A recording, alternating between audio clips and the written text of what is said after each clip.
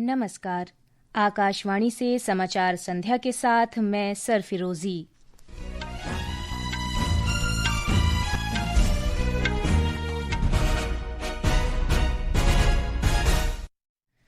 प्रधानमंत्री नरेंद्र मोदी ने कहा, कल से लागू होने वाले अगली पीढ़ी के जीएसटी सुधार देश की विकास गाथा को बदल देंगे और समाज के सभी वर्गों को इससे भारी लाभ होगा।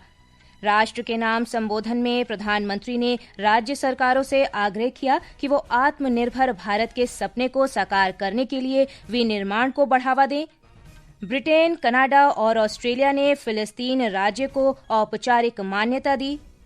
अफगानिस्तान ने बगराम एयरबेस को पुनः हासिल करने की ट्रंप की धमकी को खारिज किया। देश में किसी भी विदेशी सैन्य उपस्थिति का पुरजोर विरोध करने का प्रण लिया। और एशिया कप क्रिकेट में सुपर 4 के रोमांचक मुकाबले में भारत ने पाकिस्तान के खिलाफ टॉस जीतकर गेंदबाजी का फैसला किया। और अब समाचार विस्तार से। प्रधानमंत्री नरेंद्र मोदी ने कहा है कि अगली पीढ़ी के वस्तु और सेवा कर सुधार नवरात्रि के पहले दिन कल से लागू होंगे। राष्ट्र को संबोधित करते हुए श्री मोदी ने आज कहा कि जीएसटी बचत उत्सव कल से शुरू होगा और लोग कम कीमत पर अपनी पसंद के सामान खरीद सकेंगे। उन्होंने कहा कि राष्ट्र की विकास गाथा इन सुधारों के साथ बदल जाएगी। नवरात्रि के पहले दिन से नेक्स्ट जनरेशन जीएसटी रिफॉर्म्स लागू हो जाएंगे। कल से देश में जीएसटी बचत उत्सव शुरू होने जा रहा है। इस जीएसटी बचत उत्सव में आपकी बचत बढ़ेगी और आप अपनी पसंद की चीजों को और ज्यादा आसानी से खरीद पाएंगे। हमारे देश के गरीब, मध्यम वर्गीय लोग, न्यू मिडिल क्लास, युवा, किसान, महिलाएं, दुकानदार, व्यापारी, उद्यमी, सभी को ये बचत उत्सव का बहुत फायदा होगा।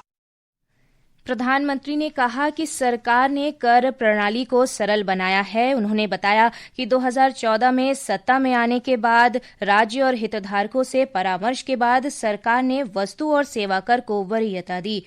श्री मोदी ने कहा कि नई कर संरचना के अंतर्गत केवल 5% और 18% कर दरें रहेंगी। देश की वर्तमान जरूरतों और भविष्य के सपनों को देखते हुए जीएसटी के ये नए रिफॉर्म्स लागू हो रहे हैं। नए स्वरूप में मुख्य रूप से अब सिर्फ 5% और 18% के ही टैक्स स्लैब रहेंगे। रोजमर्रा के इस्तेमाल की ज्यादातर चीजें या टैक्स फ्री होगी या फिर केवल 5% टैक्स देना होगा। प्रधानमंत्री ने जोर देकर कहा कि एक राष्ट्र एक कर का सपना पूरा हो गया है। प्रधानमंत्री ने प्रसन्नता व्यक्त करते हुए कहा कि पिछले 12 वर्षों में 25 करोड़ लोग निर्धनता से उभरे हैं। उन्होंने कहा कि इस वर्ष सरकार ने 12 लाख रुपए तक की आमदनी को कर से राहत प्रदान की ताकि मध्यम वर्ग के जीवन में व्यापक सुगमता और सरलता लाई जा सके। उन्होंने कहा कि नए मध्यम वर्ग की अपनी आकांक्षाएं हैं। उन्होंने कहा कि उनके कर बोझ को आसान बनाने के लिए सरकार ने कदम उठाए हैं। मध्यम वर्ग के लोगों को दोहरा फायदा होगा। अब उन्हें सामानों और वाहनों के लिए कम खर्च करना पड़ेगा। श्री मोदी ने कहा कि होटल में ठहरने की कीमत में कमी आने से पर्यटन भी कम खर्चीला होगा।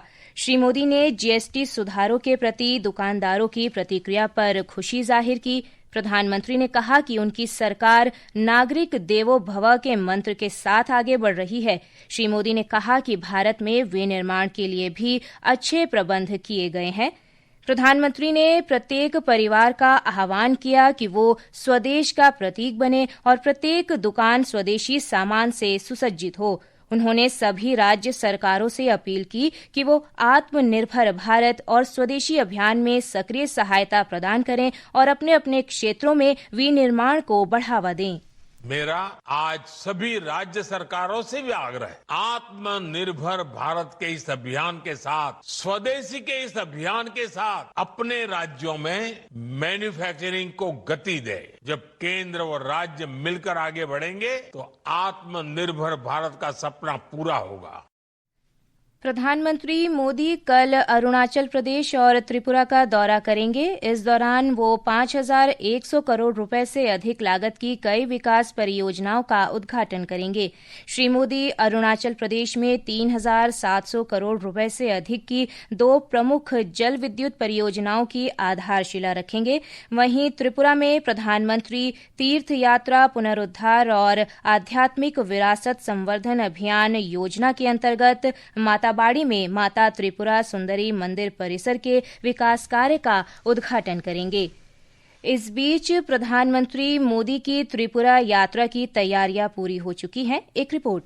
नवरात्रि की शुरुआत के साथ प्रधानमंत्री नरेंद्र मोदी द्वारा पुनर्विकसित माता त्रिपुरा सुंदरी मंदिर का उद्घाटन त्रिपुरा में धार्मिक पर्यटन की दृष्टि से एक महत्वपूर्ण पड़ाव माना जा रहा है। पर्यटन मंत्रालय की प्रसाद योजना यानी pilgrimage rejuvenation and spiritual heritage augmentation drive के तहत मंदिर की भव्यता और भी निखर कर सामने आई है। पुनर्विकसित संरचना में अब 2 मंजिलें हैं, जिनमें एक मेज़ानिन फ्लोर भी शामिल है। परिसर में अतिरिक्त जगह उपलब्ध होने से श्रद्धालु अब माता त्रिपुरा सुंदरी का आशीर्वाद और भी सुगमता से प्राप्त कर सकेंगे। कुणाल शिंदे, आकाशवाणी समाचार, अगरतला। ये समाचार आकाशवाणी से प्रसारित किए जा रहे हैं। ताज़ा समाचार जानने के लिए आप हमारे social media handle x@AIR news Hindi को फॉलो कर सकते हैं। समाचार संध्या में आपका फिर स्वागत है। सेवा और सुशासन यानी जनसेवा और सुशासन के मंत्र पर चलते हुए प्रधानमंत्री नरेंद्र मोदी के नेतृत्व में सरकार परिवर्तन और प्रगति लाने के लिए अथक प्रयास कर रही है। आज इस विशेष श्रृंखला सेवा पर्व में हम बात करेंगे कि कैसे मोदी सरकार ने किसानों की वित्तीय सुरक्षा मजबूत की। प्रधानमंत्री नरेंद्र मोदी के नेतृत्व में केंद्रित सुधारों की एक श्रृंखला से आम किसानों को अनियमित आय की समस्या से निकालकर निश्चित समृद्धि की ओर अग्रसर होने में मदद मिली है। जैसा कि प्रधानमंत्री नरेंद्र मोदी ने कहा, हमारे लिए अपने किसानों का हित सर्वोच्च प्राथमिकता है। मेरे देश के किसानों के लिए, मेरे देश के मछुआरों के लिए, मेरे देश के पशुपालकों के लिए आज भारत तैयार है। सरकार की प्रतिबद्धता बजटीय आवंटन में उल्लेखनीय वृद्धि से परिलक्षित होती है, जो 2013-14 के 27,000 करोड़ रुपए से बढ़कर आज 1,37,000 करोड़ रुपए से अधिक हो गया है। वहीं पीएम किसान योजना के माध्यम से 11 करोड़ से ज्यादा किसानों को प्रत्यक्ष आय सहायता मिली है। किसान क्रेडिट कार्ड के विस्तार से वित्तीय सशक्तिकरण को मजबूती मिली है, जबकि प्रधानमंत्री फसल बीमा योजना ने मौसम और बाजार की अनिश्चितताओं से सुरक्षा प्रदान की है। प्रधानमंत्री कृषि सिंचाई योजना के लाभार्थी अरुणाचल प्रदेश के जमेंसु क्री ने क्या कहा है, आप भी सुनिए। मुझे प्राइम मिनिस्टर कृषि सिंचाई योजना से स्प्रिंकलर मिला है। मैंने आज उसको फिटिंग कराया। गवर्नमेंट को थैंक देता हूँ कि इससे मुझे मेरा बागान को प्रोडक्शन और भी भरेगा। ये जो स्प्रिंकलर है इससे काफी हमको मदद मिलेगा और प्रोडक्शन भी और बढ़ेगा, ऐसे उम्मीद मैं करता हूँ। प्रधानमंत्री नरेंद्र मोदी के मार्गदर्शन में खाद्य सुरक्षा से लेकर किसान समृद्धि तक भारत की यात्रा सुचारू रूप से चल रही है, जो दूरदर्शिता पर आधारित है, कार्यों से पोषित है और अपने अन्नदाताओं के सपनों को साकार करती है। विष्णु की रिपोर्ट के साथ समाचार कक्ष से जया भारती। सरकार ने सूचना और प्रसारण मंत्रालय की ओर से कथित रूप से जारी उस नोटिस के दावों का खंडन किया है, जिसमें कहा गया था कि हिंदी समाचार चैनलों को अपने प्रसारण में अत्यधिक उर्दू शब्दों का प्रयोग न करने और भाषा विशेषज्ञों की नियुक्ति करने का निर्देश दिया गया है। प्रेस सूचना ब्यूरो की फैक्ट चेक इकाई ने इस दावे को भ्रामक बताया है।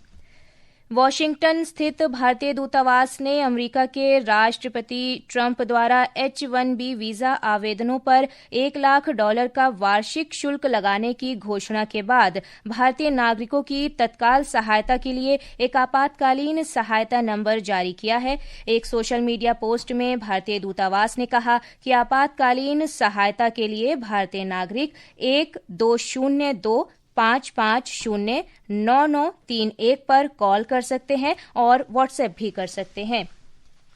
ब्रिटेन, कनाडा और ऑस्ट्रेलिया ने फिलिस्तीन राज्य को औपचारिक रूप से मान्यता दे दी है। ब्रिटिश प्रधानमंत्री कीर स्टारमर ने एक वीडियो संदेश में घोषणा की कि ब्रिटेन फिलिस्तीन राज्य को औपचारिक रूप से मान्यता दे रहा है। उन्होंने इस कदम को शांति और द्विराज्य समाधान की आशा को पुनर्जीवित करने की दिशा में एक कदम बताया। एक रिपोर्ट। कनाडा ने भी आज दिन में इस कूटनीतिक कदम का नेतृत्व किया और वह फिलिस्तीन राज्य को औपचारिक रूप से मान्यता देने वाला पहला G7 राष्ट्र बन गया। प्रधानमंत्री मार्क कार्नी ने कहा कि कनाडा फिलिस्तीन और इजराइल दोनों के लिए एक शांतिपूर्ण भविष्य के निर्माण में अपनी भागीदारी की पेशकश कर रहा है। इसके तुरंत बाद ऑस्ट्रेलिया ने भी ऐसा ही किया। प्रधानमंत्री एंथनी एल्बनीज और विदेश मंत्री पेनी वोंग ने एक संयुक्त बयान जारी कर फिलिस्तीन को एक स्वतंत्र और संप्रभु राज्य के रूप में मान्यता देने की पुष्टि की। संयुक्त राष्ट्र महासभा के आगामी सत्र के दौरान बेल्जियम और अन्य देशों के साथ फ्रांस के भी मान्यता की लहर में शामिल होने की उम्मीद है। समाचार कक्ष से मैं करिश्मा राय। अमेरिका ने अफगानिस्तान से बगराम एयरबेस वापस करने की मांग की है। अमेरिकी राष्ट्रपति डोनाल्ड ट्रंप ने अफगानिस्तान को धमकी देते हुए कहा कि अगर उसने ऐसा नहीं किया तो इसके अच्छे परिणाम नहीं होंगे। उधर अफगानिस्तान के अधिकारियों ने बगराम एयरबेस पर कब्जा करने की अमेरिका की धमकियों को खारिज करते हुए कहा कि एयरबेस पर अमेरिका के फिर से नियंत्रण स्थापित करने के किसी भी प्रयास का सख्ती से विरोध किया जाएगा।